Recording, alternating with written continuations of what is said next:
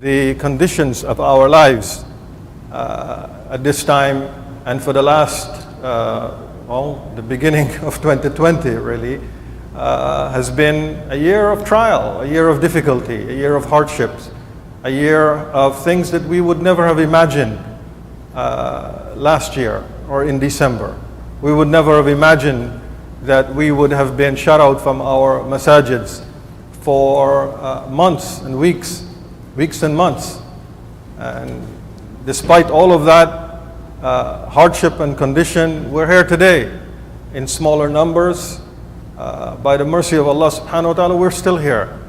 And I wanted to take this opportunity to remind you and myself of something that was on my mind. Because if we think about what this last several months have taught us, the lessons that we've learned are so many that I think you've had khatibs come here before my khutbah, and speak to you about what their experience, their learning, their things that they've picked up and learned, and they've imparted these wisdom or these lessons to you. And I think that I wanted to follow in that tradition, because we will be unpacking these days for years to come. We will remember them, and then we will say, and we will look back and say, where were you? Were you in Toronto? Were you? Who did you lose? How many people in your family got sick? And so on and so forth.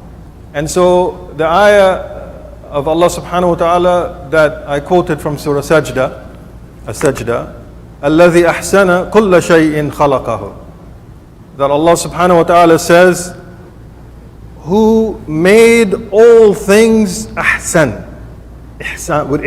with perfection, which He created. That Allah subhanahu wa ta'ala has made all things. الَّذِي أَحْسَنَ كُلَّ شَيْءٍ, everything He has created, خَلَقَهُ, with ihsan. Now the word ihsan, and then Allah says, وَبَدَّأَ خَلْقَ الْإِنسَانِ مِنْ طِينٍ, that Allah created mankind from dust, from clay, from earth. Before we talk about ihsan, let's first understand what Allah subhanahu wa ta'ala is saying, that He created everything in perfection or with perfection. Balanced, beautiful is the word that is not translated. You don't find that translation. But the word ihsan, if something is perfect, it is beautiful. And Allah Ta'ala is saying that He created everything in full proportion, with perfection. So therefore, everything in Allah's creation is beautiful. Everything in Allah's creation is beautiful. Why? Because it is perfect. And if something is perfect and it is created by Allah subhanahu wa ta'ala, it is beautiful. That's what when we see something majestic, whether it be a sunrise or a sunset or a piece of art or a poetry or a piece of literature or an architecture. Why do people go to Alhambra in Spain? Because there's something proportional, it's beautiful, it is created by an architect, designed by an architect that puts beauty into it, intentionality into it, purpose into it. And it's proportional. The Alhambra is mathematically a masterpiece. There is simply, in everything that we create is imperfect. But from the eyes of the beholder, the Alhambra is that perfect piece of art, architecture. The Taj Mahal. And so many places that have been created, when they're created with purpose and intentionality and in devotion to what Allah subhanahu wa ta'ala has inspired in us, they're beautiful. And people go to them just to see them, just to their eyes to take in that experience. So why do we go out sometimes in a beautiful day to see the sunset or to see the sunrise? Because we know there's something that fills us with that sense of beauty and creates that sakina in our hearts. So Allah subhanahu wa ta'ala in this surah, in Surah Sajda, It's saying, الذي أحسن كل شيء خلقه وبدأ خلق الإنسان من طين. And then in the ayahs that follow, in the verses that follow, Allah subhanahu wa ta'ala reminds us that He created us from a drop of fluid, sulala. What is this idea that Allah subhanahu wa ta'ala, we are from humble, we are from nothing. We came from nothing. Sulala, like a discarded fluid that comes out gently from the body. But what is it? It's an act of love between a husband and a wife, and the emission that comes out, you're created from that. That's what Allah subhanahu wa ta'ala is saying. This is where He created you from clay, and in the Quran, different words are used to describe the different forms of clay. Dust is not yet clay, but if you moisten it, it'll become clay, but a form of clay. And so, if you look at the verses in the Quran about the creation of mankind from clay, our father Adam alayhi salam, right? You will find that the word clay is used in different stages to represent this idea that Allah subhanahu wa ta'ala created you from nothing, from clay, things that you walk on, what you walk on. And then you come from a fluid, a sulala, and He fashioned you out of His spirit, His ruh, azza wa jal. And He gave you hearing and sight and a heart, afida, hearts. And then they say, and then Allah subhanahu wa ta'ala says, after all of this, people say, and we were scattered about in the earth, how can we be recreated? They deny their meeting with their Lord. And then Allah subhanahu wa ta'ala says, say, the angel of death, Malak al-Maut, who has authority over you concerning the matter of your death, will gather you, and unto your Lord you will return. And unto your Lord you will return. So this idea of beauty is something, because when we look at the world, it is so devoid of beauty. It's like somebody went into the earth and ripped beauty out and threw it away or hid it. And so we have to go looking for it. And so this idea of beauty, the Quran is the revelation of Allah subhanahu wa ta'ala. Nothing we ever can do can compare to it. But look at the beauty of the Muslim civilization or Islamic civilization as it has grown and evolved through the ages. When the believers listen to the Quran, it filled them with that joy, that experiential beauty. But they themselves, now filled with beauty, what do you do? What do you do? You transform your inner self into something beautiful. You rid it of the reprehensible characters, the characteristics that were reprehensible. Anger, hate, vengeance, animosity, jealousy, lust, desire. Get rid of all. You have to purge it. And it's something that you have to actively work on. Imam al-Ghazali, his magnum opus, the Ihya Ulumuddin, 40 volume. And in this 40 volume is divided into 40 chapters. And one of the chapters, Imam al-Ghazali says, you ask me about beauty. You ask about beauty, internal beauty. He says, when you reflect on the beauty of our Prophet sallallahu alaihi wasallam, how does that not fill you with beauty? When you reflect on the truthfulness of Abu Bakr radiallahu ta'ala an, how does that not fill you with awe? When you reflect on the political savvy of Umar bin al-Khattab, how does that not fill you? Or the generosity of Uthman bin Affan radiallahu ta'ala, or the courage of Ali bin Abi Talib, how does that not fill you with satisfaction, with awe, with a sense of beauty? And who is more beautiful than our Prophet sallallahu alaihi wasallam? So when the believers when they recited the Quran, they internalized that beauty, and then it became calligraphy. Isn't that beautiful to look at? I would just come to this masjid just to look at that piece of calligraphy, or a piece of calligraphy. I have a book at home with a Chinese calligrapher, Muslim Chinese calligrapher, who has compiled all his beautiful pieces of calligraphy into one book. And I was just sitting there with my grandchildren, we just go through it, and I can read the verses. So I'm showing them, this is Ayatul Kursi, this is this verse of the Quran, this is that verse of the Quran.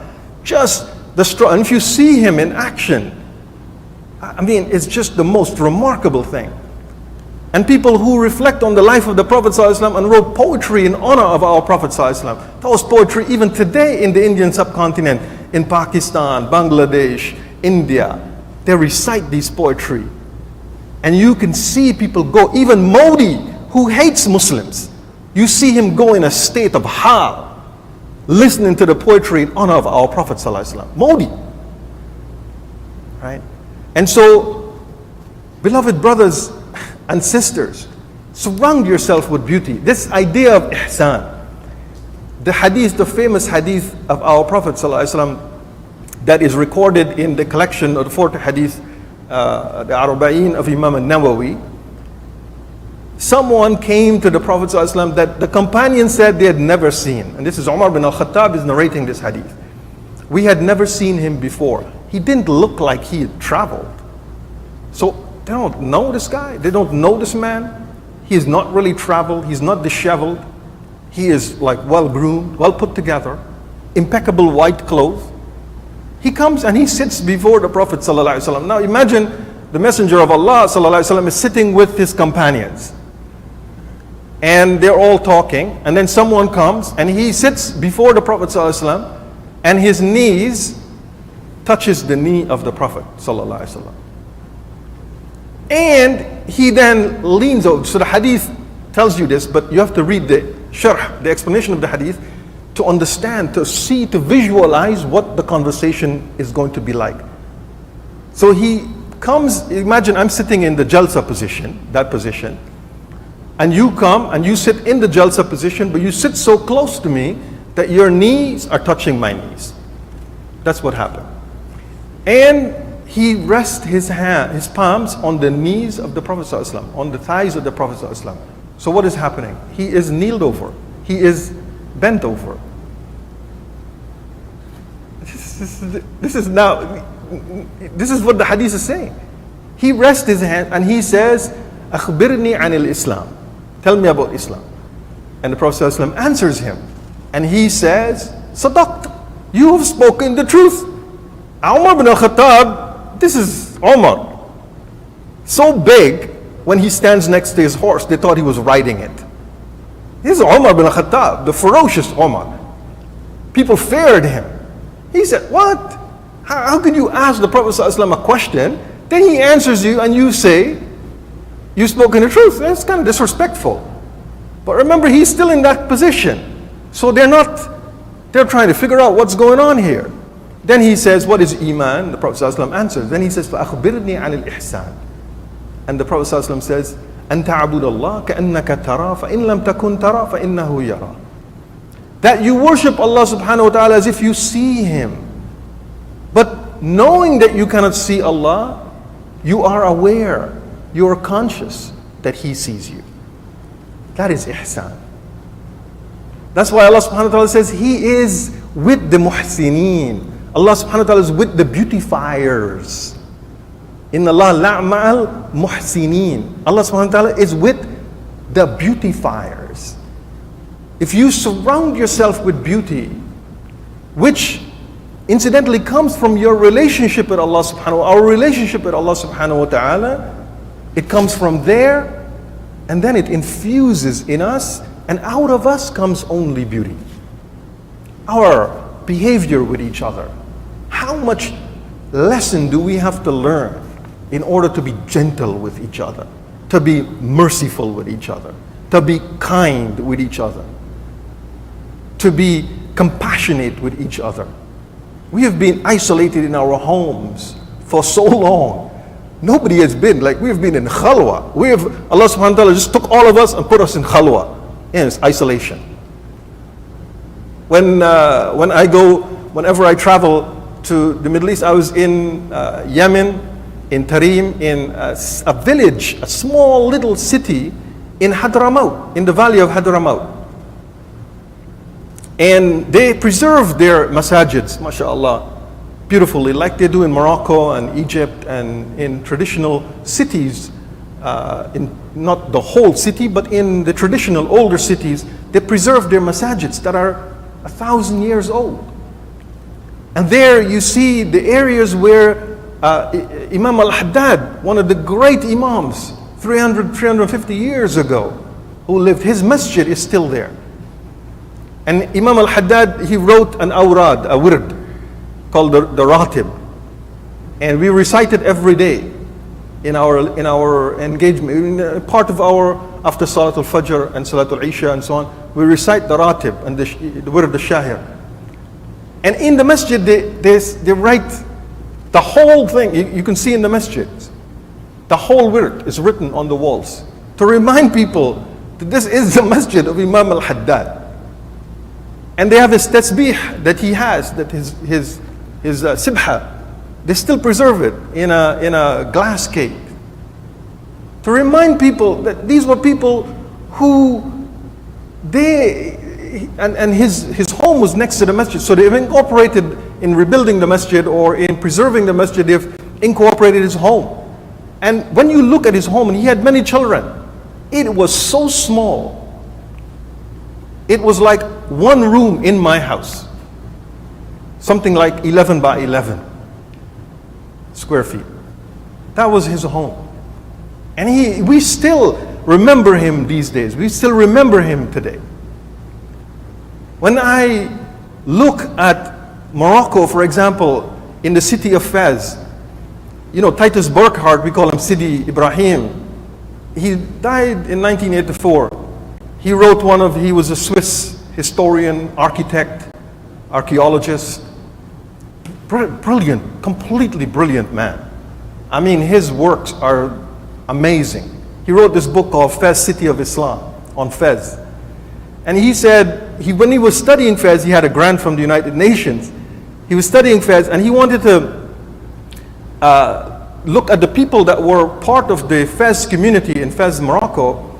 And so he made clay representation of their faces. So he wanted to do a sort of a racial typology of the people. So he took it, he made these faces out of clay, and he took it to the potter to fire it up so he can preserve it. And the potter is like, you bring this to me? You bring this to me? Why? He says, see these pots here? We make pots from the clay that we are created from. God, He makes us from clay. Why do you make things that people will laugh at? This is God's job. This is not your job. And he was amazed, and he wrote it in the book, that he was so amazed because we create pieces of art, pieces of poetry, pieces of architecture, pieces of calligraphy. This is what we do. May Allah subhanahu wa ta'ala bless this community. May Allah subhanahu wa ta'ala surround us with beauty, because we need that. We just got news yesterday that we lost one of our scholars from South Africa, Sheikh Siraj Hendricks, who I spent time traveling with in Indonesia and Singapore. And Sheikh Siraj studied in Mecca, sorry. He studied with Sheikh Muhammad Alawi al-Maliki. And he studied with Habib Mashhur al-Haddad, one of the great scholars who lived in the last century. And their family is originally from Indonesia, but he lived in South Africa at the time of apartheid. And Hendricks, as you know, their family converted to Islam. And so half the family, they did, in the times of apartheid, they did the test. You know, they look at your skin complexion and your genealogy, and you're deemed either white or black. And Sheikh Siraj and his brother, may Allah bless them and have mercy upon them, they said, we're not going to do that. We're Muslims. We're not going to be part of this racist system. And so they didn't opt for it. And so they categorized themselves as blacks, even though they're not black. They're actually white, but they're white with mixture of Indonesian. And so he had COVID, his wife got COVID, she lived, and he passed away. Allah have mercy on him. At the beginning of this crisis, I lost my best friend in England. Best friend just passed away. We all will lose people. before this crisis is over. And so we have to treasure those little moments that we have with each other. We have to treasure them.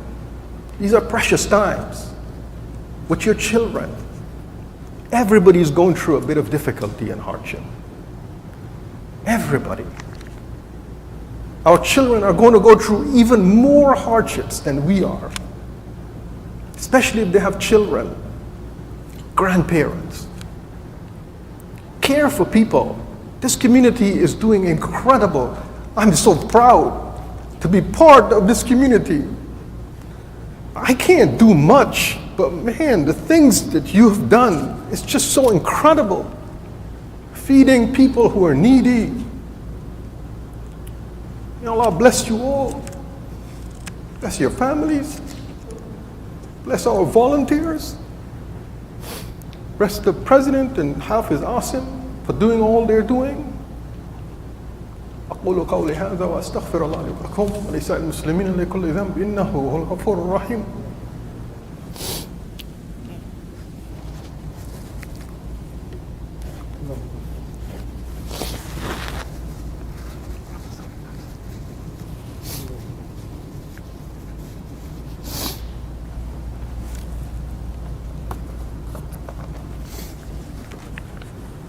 الحمد لله حمدا كثيرا طيبا مباركا فيه والصلاة والسلام على سيدنا محمد وعلى آله وصحبه وسلم تسليما كثيرا.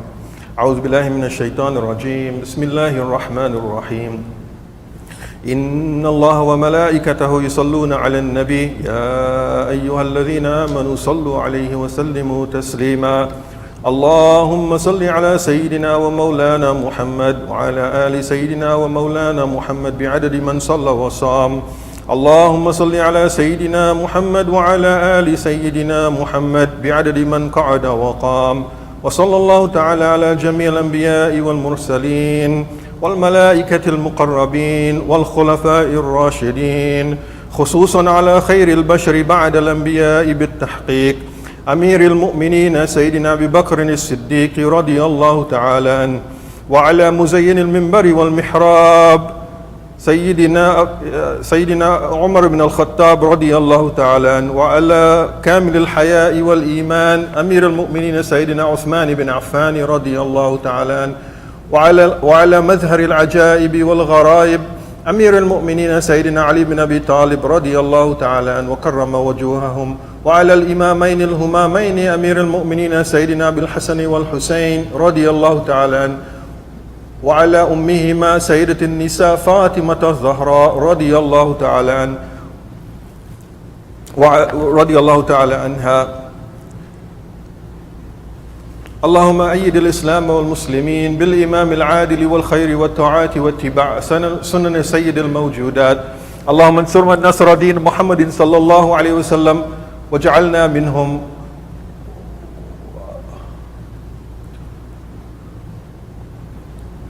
اللهم إنا نسألك زيادة في الدين وبركة في العمر وصحة في الجسد وسعة في الرزق وتوبة قبل الموت وشهادة عند الموت ومغفرة بعد الموت وعفوا عند الحساب وأمانا من العذاب ونصيبا من الجنة، وارزقنا النظر إلى وجهك الكريم برحمتك يا أرحم الراحمين.